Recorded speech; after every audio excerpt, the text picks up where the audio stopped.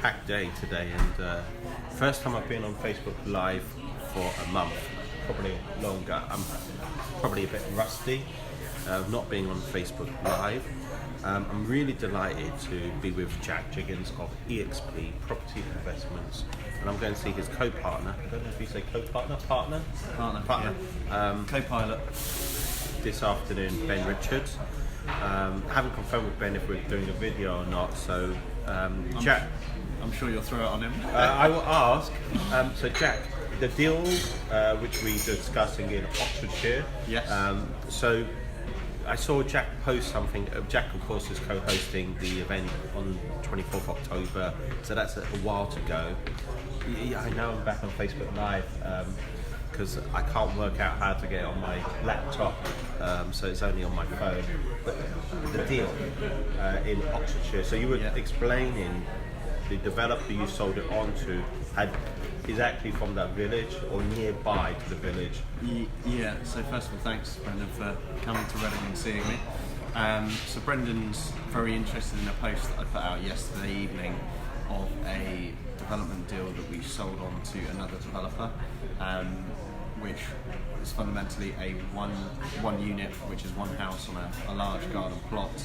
And I think the most key thing that Brendan was most interested to know is that the developer we sold it to had driven past it hundreds of times, lives in the village that this site is in, and we found it on the market. The developer we sold it to thought it was actually the shed that was for sale, and it was neighbouring a very large development, and he sort of didn't really put two and two together. And this is quite common in the property world, where sometimes people go too far afield for looking for deals, and we just saw the potential. Ben and I stacked it up, did a bit of space planning in the garden, and sold it to this chap unconditionally, and assisted obviously him getting planning for 7 units. So when you say space planning, can you just elaborate what that means? Yeah, so space planning, and Ben could probably elaborate further and slightly more technically and much more with a lot more credibility than myself. Space planning is understanding what can fit where. So for example, if you have an area where houses are more suited for the area, you can basically plot out how many houses, what sizes, and how they look in that garden. In this case, a garden, it might be roof space, it might be neighbouring, it might be... So in terms of the configuration, that's what Ben would have been looking at from... Ben is your partner from EXP Property Investments, who also runs Aura Architecture. Aura Architecture is, of course, as the name gives a clue, architectural services. I'm going to catch up with Ben later so you can find out more. It sponsors my monthly meets as well, which kicks off on the 5th of September. So it's in 15 days' time, my next event, so it's not too long to go. Look, I know your phone is buzzing right now. I just would ask if there's anybody who wants to contact you, just hang on until the end of the Facebook Live video. Apart from coming to see yourself chairing and co-hosting the 24th of October, do people have to wait until October? Of course, your phone is buzzing right now, so just wait a few minutes for the video to end. What's that? It's deals coming in. Deals. So, how can people connect with you? EXP Property Investments is a website? Yeah, so you can find us on our website, which is www.exppropertyinvestments.com. I'm on Facebook and LinkedIn as Jack Jiggens, or you can see me at most of Brendan's events. So, as I say, key date in terms of Jack, and we'll be elaborating in private who's going to be on the panel, will be, as I say, 24th of October. So it's focused on the younger investors. One last quick question.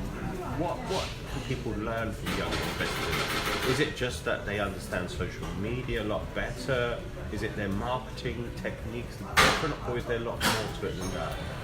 Yeah, really interesting question. I think that the majority of experience has a lot more weight than understanding social media and new technologies and what they're doing, but a lot of youths tend to have a natural twinge of creativity with that technology, so we have slight advantages that it comes a little bit more easier to us.